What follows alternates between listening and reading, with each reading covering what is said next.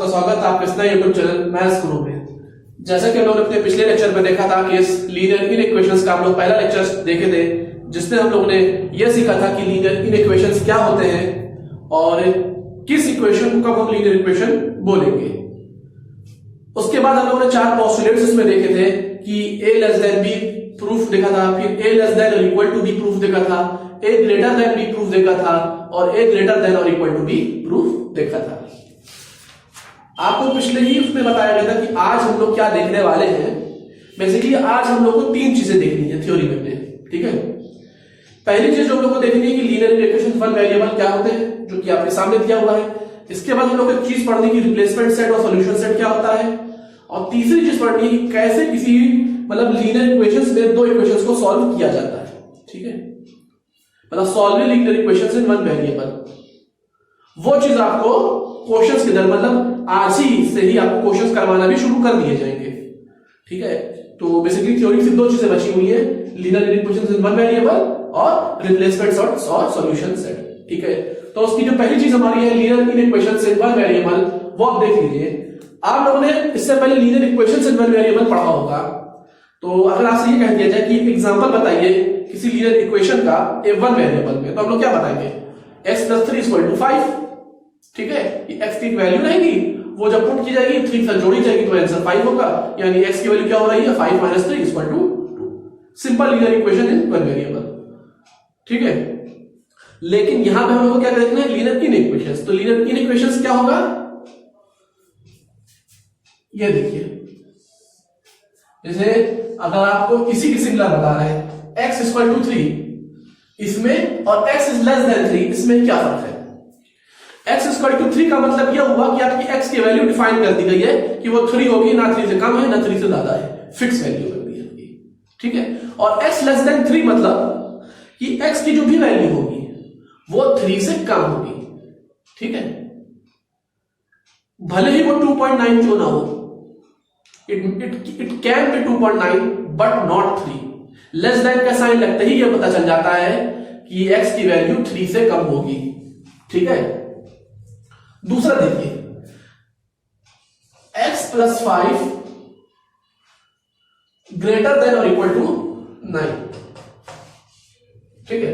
अब जैसे linear equation नहीं दिया हुआ है x + 5 = 9, तो इसका क्या मतलब हुआ, x = 9 - 5 4, यानी x की वैल्यू कितनी आ रही है 4, ठीक है। अब आपका क्वेश्चन क्या कह रहा है, x + 5 इज ग्रेटर देन और इक्वल टू 9, यानी x + 5 की जो भी वैल्यू होगी वो 9 से बड़ी या बराबर होगी, ठीक है। अगर इसको x के टर्म्स में कहना हो, मतलब इसी चीज को अगर हमको x के टर्म में चेंज करना हो तो क्या करेंगे, ठीक है। वो चीज आपको अभी बताई जाएगी। इसके बाद साथ में आप लोग देखते चलिए, इसको पहले इसको ये चीज नोट कर लीजिए, ये तीनों एग्जांपल नोट कर लीजिए। First example linear equation variable का ये है x < 3, दूसरा एग्जांपल ये है x + 5 इज ग्रेटर देन और इक्वल टू 9, और तीसरा एग्जांपल ये है x - 3/2 इज लेस देन और इक्वल टू 3x, ठीक है। ये तीनों इक्वेशंस जो है वो एक वेरिएबल में दिए हुए हैं, वन वेरिएबल में, तो हम लोग the above equations are known as linear equations in one variable. पहले इसको आप लोग नोट कर लीजिए। इसके साथ एक चीज बताना है कि अगर नंबर उधर से उधर ट्रांसफर हो रहा है, माइनस हो या प्लस हो, तो साइन में क्या बदली आ सकती है, नहीं, वो चीज आपको बताई जाएगी, ठीक है। नोट करें आप लोग ने, ठीक है। आप देखिए,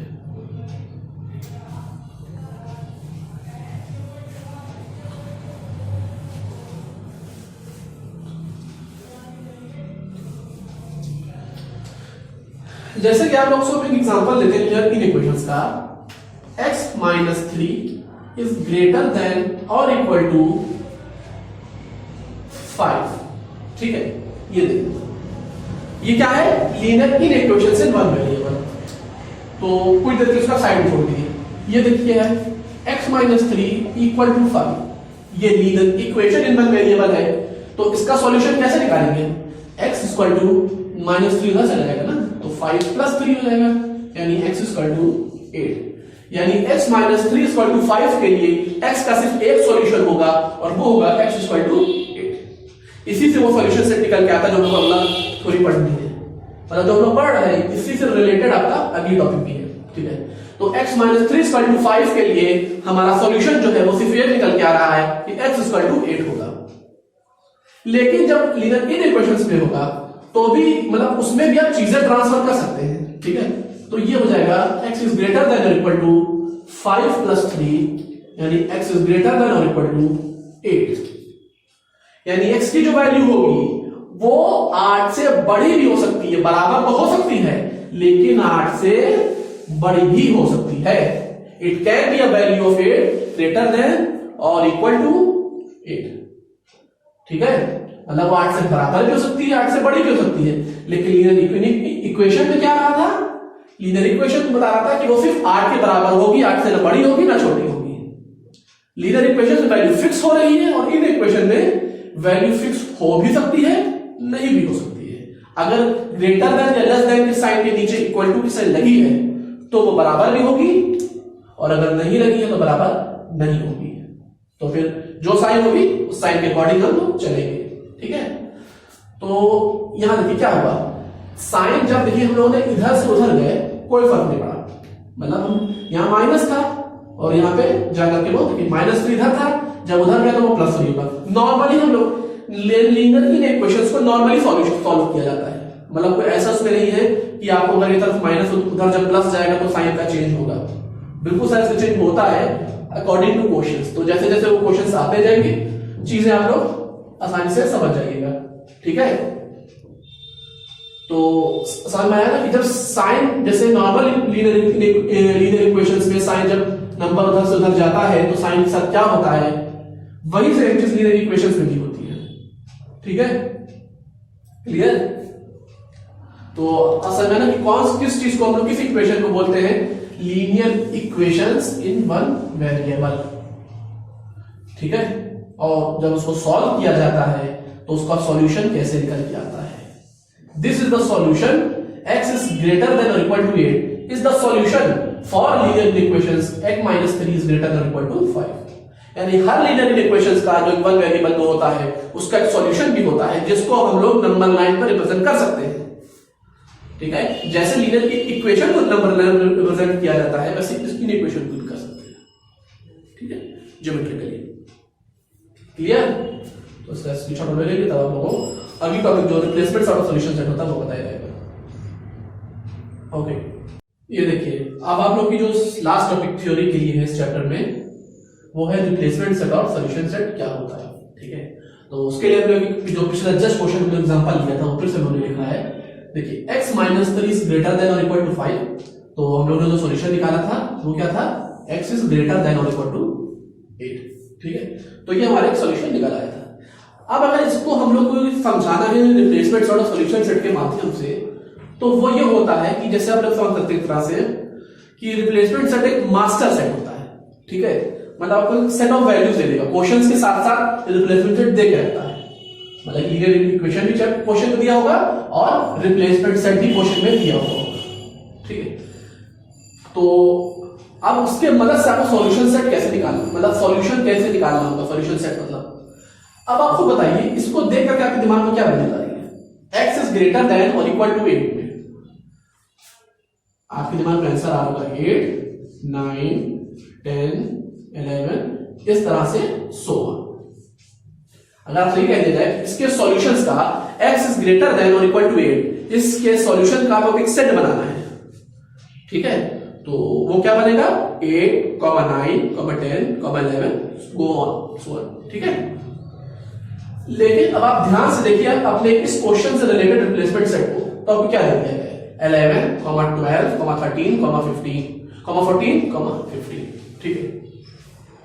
तो आप जब आंसर निकालेंगे आखिरी वो क्या निकलेगा, ये जब आप उसको सॉल्व करेंगे लीनियर इक्वेशन को और जब यहां सॉल्व होगा फिर इसको देख करके आप उसका आंसर निकालेंगे 8, 9, 10, 11। लेकिन आप इस 8, 9, 10, 11 को सॉल्यूशन सेट नहीं बोल सकते, you cannot solve this answer 8, 9, 10, 11 at the solution set for the linear equation x minus 3 is greater than or equal to 5। वजह यह है कि इसको सॉल्यूशन सेट इसलिए नहीं बोल सकते हैं क्योंकि आपको क्वेश्चन में एक रिप्लेसमेंट सेट दे दिया था, मतलब आपको एक क्राइटेरिया फिक्स अप कर दिया है। अब जो फाइनल आंसर होगा वो यही नंबर्स होगा, मतलब इन्हीं नंबर्स में से आप जवाब दे सकते हैं। ठीक है, इन नंबर्स के अलावा आप आंसर्स नहीं लिख सकते। मतलब आपको रिप्लेसमेंट सेट दे करके क्वेश्चन जो होता है बांध देता है कि बस बेड़ियों में बांध दिया है कि अब इन बेड़ियों से आप बेड़ियों की जकड़ों से, मतलब जो बेड़ियां हैं इसकी जकड़न से आप दूर नहीं हो सकते। ठीक है, रिप्लेसमेंट सेट एक तरह से बेड़ी होती है जो क्वेश्चन जो होता है बांध देता है लीनियर इक्वेशन के पैरों में। जब फिलहाल अभी जब नहीं अगर सेट दिया हुआ होता तो हम इसी को सॉल्यूशन सेट बोल करके आंसर अपना आखिरी में लिख देते, लेकिन जैसे ही हमने ये लिखा तो मेरा ध्यान फौरन गया क्वेश्चन की शुरुआत में कि अरे हमको तो रिप्लेसमेंट सेट भी दिया हुआ है। ठीक है, तो अब क्योंकि रिप्लेसमेंट सेट दे दिया हुआ है, जैसे क्वेश्चन आपको एग्जांपल दिया हुआ है कि x = -3 -4 -5 -6 एक सेट दिया हुआ है रिप्लेसमेंट सेट, और साथ में एक लीनियर इक्वेशन दिया हुआ है 9 ≤ 1 - 2x। तो जब उस 9 ≤ 1 - 2x इसको जब सॉल्व किया जा रहा है तब आपका सॉल्यूशन आ रहा है x ≤ 4। ठीक है, x ≤ 4 क्या सॉल्यूशन होगा आपका? x is set of -3 -4 -5, मतलब सॉल्यूशन हम क्या आ रहा है x is less than or equal to 4, less than or equal to 4, यानी -5 -6 सॉरी -4 -5 -6 इस तरह का आ रहा है। ठीक है, ये चीज आ रही है, लेकिन आपको तो दे दिया गया है रिप्लेसमेंट सेट कि -3 -4 -5 -6 ही लिखना है, उसी में से लिखना है, उसके अलावा आप लिख नहीं सकते हैं। तो आप क्या करिएगा बताइए, जब आपको ये दे दिया गया है कि उसके अलावा आप लिख नहीं सकते हैं, मतलब जो नंबर्स आपको रिप्लेसमेंट सेट में वो दिए दिए उनके अलावा कोई भी टर्म, कोई भी member of set solution set में नहीं आ सकता है। मतलब जितने लोग रिप्लेसमेंट सेट में होंगे, मतलब जो मेंबर रिप्लेसमेंट सेट में होंगे उन्हीं में से मेंबर्स आपके सॉल्यूशन सेट में आ सकते हैं। इनके अलावा मतलब the members in the replacement set can only come in solution set, no other member, मतलब कोई और member other than the members inside in replacement set cannot come in the solution set। मतलब वो member अगर replacement set में नहीं है तो हम उसको solution set में नहीं ले सकते, भले ही वो हमारे दिए गए लीनियर इक्वेशंस के सॉल्यूशन में मौजूद हो। सॉल्यूशन में मौजूद होने से लास्ट आंसर यानी सॉल्यूशन सेट का पता नहीं चलेगा, सॉल्यूशन सेट का पता चलेगा उस सॉल्यूशन को जब हम रिप्लेसमेंट सेट पे रख करके देखते हैं, मतलब वो कैसे फिट आ रहा है, कौन से मेंबर्स मैच कर रहे हैं। जो मेंबर्स मैच करेंगे, जो नंबर कॉमन होंगे रूल के हिसाब से, वही मेंबर्स को हम सॉल्यूशन सेट में लिख सकते हैं। ठीक है, तो जैसे कि आपको यहां दे दिया गया है तो इसका हिसाब से सॉल्यूशन सेट क्या होगा, अगर आपको रिप्लेसमेंट सेट 11 12 13 14 15 दे दिया है तो आपका रिप्लेसमेंट सेट क्या होगा, इसका ये आपका रिप्लेसमेंट सेट ये होगा। ठीक है, 11 और 12, क्योंकि आपका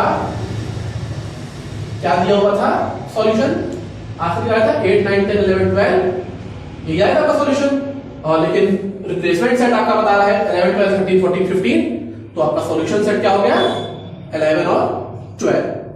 क्लियर आपका हुआ? तो उसका फिर बार स्क्रीनशॉट देखिए, तब आप लोगों को आज से क्वेश्चन भी आपको करवाने शुरू कर दिए जाएंगे। ठीक है, तो ये आपका बोर्ड के नजर में बहुत इंपॉर्टेंट है। 2001 2000 में 3 में 6 में 7 में 5 में आया है, 8 में 9 में 10 में 12 में 15 17 में भी आया है, 18 में भी आया है। तो मतलब रेगुलरली सवाल इस चैप्टर में से आते रहते हैं। कभी बहुत आसान सवाल आ जाएंगे, सिंपल इन इक्वेशन से वैल्यूज निकालिए, कई बार थोड़ी सी डिफिकल्ट क्रिएट कर देगा कि सॉल्व करिए और रिप्रेजेंट करिए इसका सॉल्यूशन सेट, ये चीज तरीका, या तो सिंपल आपको आंसर पूछ लेगा या फिर आपको सॉल्यूशन सेट बनाने के लिए कह देगा। ठीक है, और कई बार आपको रिप्लेसमेंट सेट जो देगा, अगर सॉल्यूशन सेट पूछ रहा है तो उसको रिप्लेसमेंट सेट देना पड़ेगा, लेकिन कई बार डायरेक्ट रिप्लेसमेंट सेट दे देगा, जैसे हमने क्वेश्चन में दे दिया है, यहां दिया गया है, या फिर कोई एक क्लू दे देगा रिप्लेसमेंट सेट के लिए, ठीक है। उस क्लू को देख करके अपना सॉल्यूशन सेट को निकालना रहेगा, ठीक है। तो उसको आप लोग देखिए, तब आप लोग क्वेश्चन स्टार्ट कर जाएंगे आज से। हो गया आपका? ओके, ये देखिए, तो आप लोग का इसी के साथ थ्योरी हम लोग की खत्म हो जाएगी, ठीक है। तो आज से हम लोग क्वेश्चन स्टार्ट अपना कर दे रहे हैं। तो करीब 12 से 15 मतलब आज दूसरा लेक्चर आपका है। इसके बेसिकली ज्यादा से ज्यादा अगर पॉसिबल हो तो अगले लेक्चर में खत्म कर देंगे, वरना एक और होगा आपका इसका लेक्चर। तो देखिए, पहला क्वेश्चन हम लोग शुरू करते हैं। वो दिया हुआ है कि लीनियर इक्वेशन दिया हुआ है 3x - 11 is less than 3, ठीक है। एक लीनियर इक्वेशन दे दिया है 3x - 11 is less than 3, जहां पे x एक सेट का एलिमेंट है, यानी जो इसका सॉल्यूशन होगा वो इस सेट का एलिमेंट होगा। तो आपको क्वेश्चन देखिए, दो चीजें क्या समझ में आ रही है आपको, क्या कहती है कि क्वेश्चन को हमको एक्सप्लेन करिए। तो पहली चीज जो दी हुई है कि लीनियर इक्वेशन दिया हुआ है 3x - 11 is less than 3, और हमको जो ये सेट दिया हुआ है ये क्या है, ये रिप्लेसमेंट सेट है जिसमें से हमको अपना सॉल्यूशन सेट निकालना होगा। सिंपल, क्लियर, ठीक है। देखिए, तो हमारे पास ये क्या दिया हुआ है question, equation 3x - 11 is less than 3,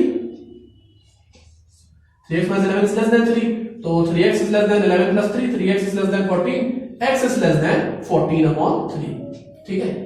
तो 14/3 क्या होता है, ये अराउंड 5 से कम होता है।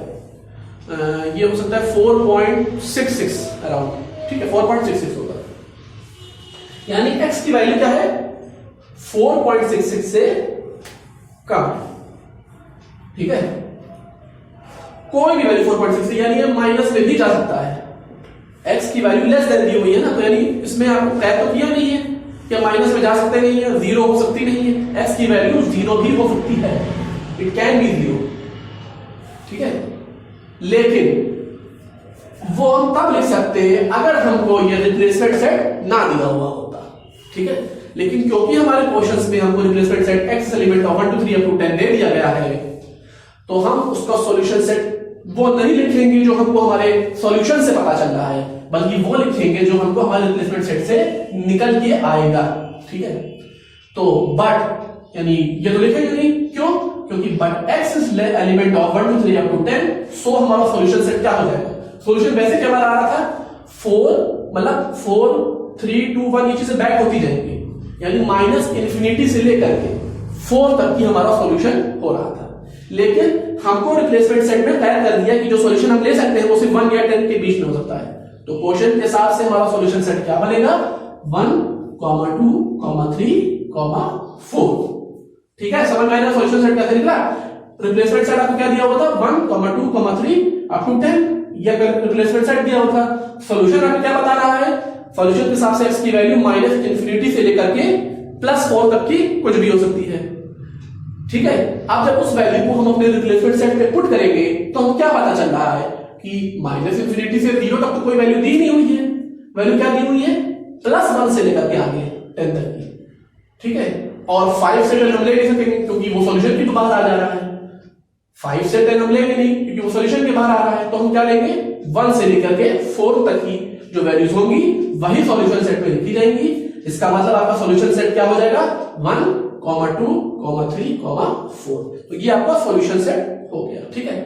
क्वेश्चन में चीज और दे दी गई है आप लोगों को कि उसी को आप नंबर लाइन पे रिप्रेजेंट करिए। तो जब भी ये कह दिया जाएगा कि दिए गए सॉल्यूशन सेट को नंबर लाइन प्रेजेंट करिए, तो वो तरीका उससे अलग होता है कि किसी नंबर को नंबर लाइन पर प्रेजेंट किया जाए। आपको यहाँ पे सेट को प्रेजेंट करना है, ठीक है। तो नॉर्मली नंबर लाइन बनाइए, वैल्यूज को 0 के बाएं दाएं जैसी भी वैल्यूज आपको बनानी है स्केल से लेकर के बना दीजिए।